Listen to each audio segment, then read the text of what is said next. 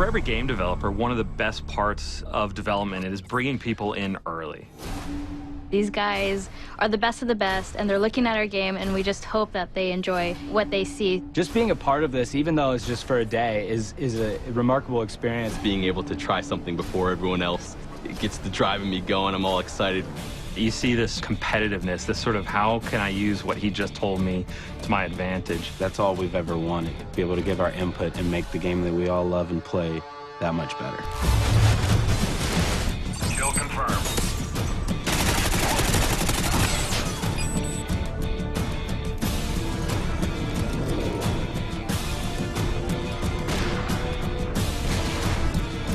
Crank really developed from the idea of playing again with the TDM rules. We've added this idea that once you get a kill, you become cranked. You start speeding up, you're running all crazy. And then you have 30 seconds to kill another enemy, and if you don't, you explode. And die.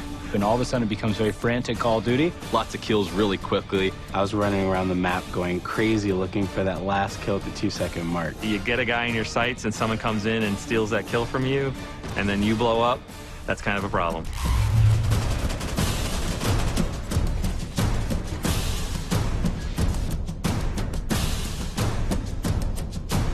The Search and Rescue, we realized we wanted to build upon Search and Destroy. It's a search and destroy type of game, except when you die, you drop a tag. Your teammates can go pick up your dog tags and revive you. But if the enemy gets it, you're out. It requires a lot more teamwork, a lot of communication when you're playing. You're playing chess, not checkers, when you play Search and Rescue. Creates a whole different dynamic in Search.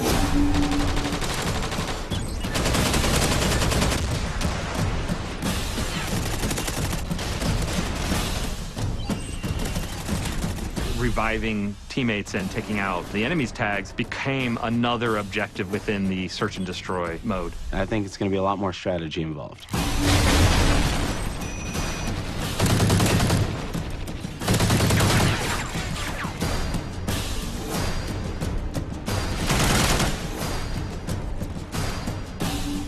Now we have the contextual lean. Where you get up to a corner and lean left or right. I think it's great, and it's something that needed to be introduced into Call of Duty, and I love the way that it was introduced. Knee slide's badass. To be able to slide and then get into a position and be ready to roll in that position is a unique thing in Call of Duty. Basically, when you're sprinting, you do like a cool slide animation. I was sliding all over the place with that thing. And also the mantling ability. Basically, when you're climbing up on stuff, you like carry your momentum with you. I loved that. It just promotes faster gameplay, more swift movement.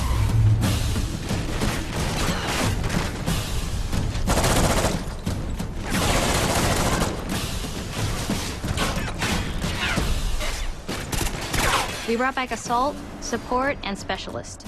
And with Assault, I saw a lot of people choosing the dog, and it's one of my personal favorites as well. To have this companion, this dog that helps you out, is so cool. It'll growl or bark when there's an enemy nearby, so you may be alerted to someone upstairs or right out the corner. We haven't really seen that in Call of Duty before, to have real AI things that escort you around the map. That really appealed to me. We revamped the way we use UAV. Now they're called SATCOMs. This adds a different element as far as being able to hide these, stack them, put them off to the side, and then play a little bit more defensive mind, because now you can actually protect your UAV. The first tier will give players eyes on.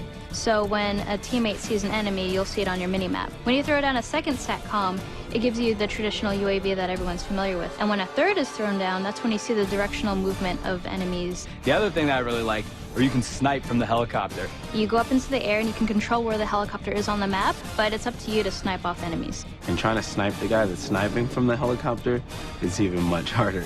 It's definitely going to be fun. I'm going to love this every second of it. We're also adding a new robust perk system. Basically, they've split a bunch of perks from the old Call of Duties and made a pretty big list of them. Some perks may be more useful than others or more powerful than others. It may take up 5 allotted slots, it may take up 4, just depending on what you want to use.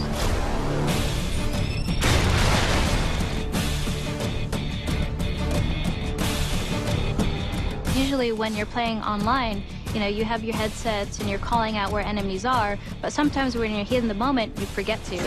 With Battle Chatter, it picks up on where the enemies are and it'll notify you. And there's a couple times where I turned around because there was a guy screaming and I was trying to figure out what he's talking about, and he's he's right. Like, there's someone on my 6, there's someone behind me. It gives you a better sense of where enemies are, even if you're kind of shy and you want to stay quiet throughout the game. Got hostiles near the wrecked ship!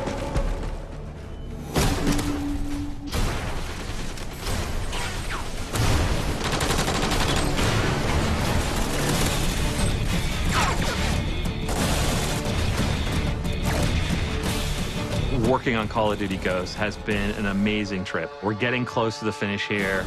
Everyone's really excited. We were a launch title for the 360, and now to be a launch title for the Xbox One, it's a really, it's kind of a fun, monumental occasion for us.